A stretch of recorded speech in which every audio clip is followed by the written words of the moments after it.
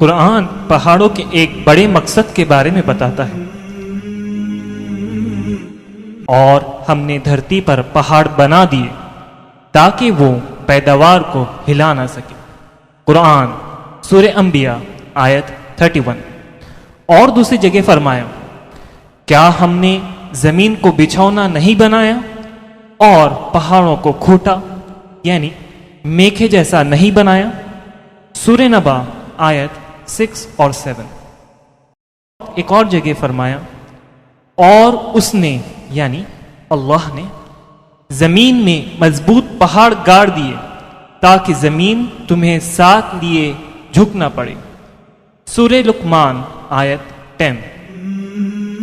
قرآن کی یہ آیتیں بتا رہی ہے کہ پہاڑوں کا مقصد ہے زمین کو ہلنے یعنی کانپنے سے روکنا، اور یہ بھی بتایا گیا ہے کہ پہاڑ کھوٹوں یعنی میکھوں جیسے ہیں۔ سب سے پہلے دیکھتے ہیں کہ کھوٹا یا میکھے مطلب کیا۔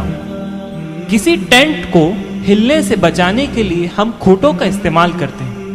یہ کھوٹیں زمین کے اوپر جتنے ہوتے ہیں اس سے کئی زیادہ زمین کے نیچے ہوتے ہیں۔ چلیے دیکھتے ہیں کہ سائنس اس بارے میں کیا کہتا ہے۔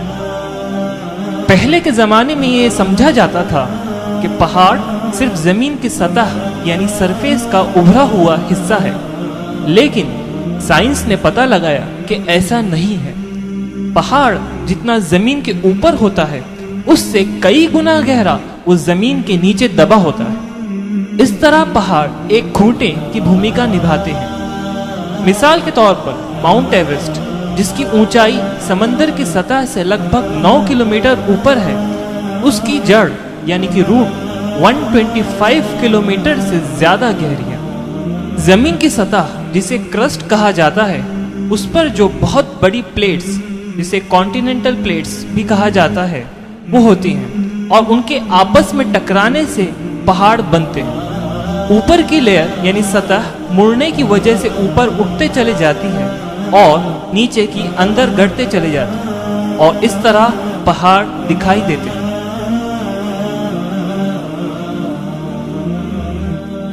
پروفیسر سیاویدا دنیا کے ایک مشہور انڈر واٹر جیولوجسٹ پہاڑوں کی جڑوں یعنی روٹس کے بارے میں بتاتے ہیں۔ زمینی پہاڑ ہو یا سمندری پہاڑ، دونوں کو جڑیں ہوتی ہیں۔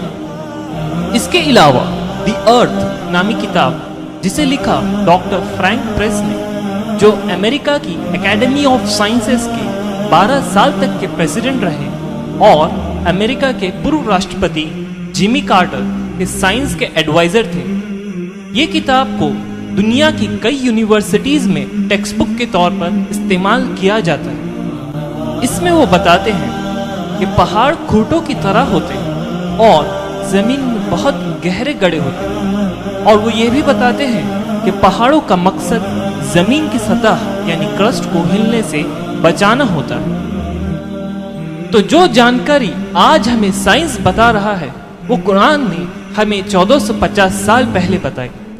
کیا یہ آیتیں مطلب نشانیاں کافی نہیں اس بات کو ثابت کرنے کے لیے کہ قرآن ہم سب کے نرماتا یعنی اللہ کا ہی سندیش ہے اور کسی انسان کا نہیں؟ کب تک اس کتاب کا انکار کر آپ اندھیرے میں رہیں؟ قرآن سمجھ کر پڑھیے، یہ اللہ کا سندیش ہے آپ کے لیے۔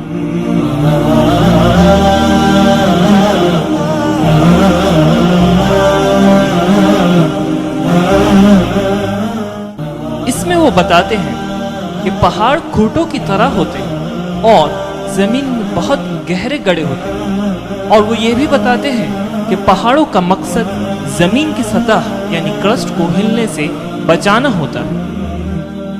تو جو جانکاری آج ہمیں سائنس بتا رہا ہے وہ قرآن نے ہمیں 1450 سال پہلے بتائی۔ کیا یہ آیتیں مطلب نشانیاں کافی نہیں اس بات کو ثابت کرنے کے لیے کہ قرآن ہم سب کے نرماتا یعنی اللہ کا ہی سندیش ہے اور کسی انسان کا نہیں؟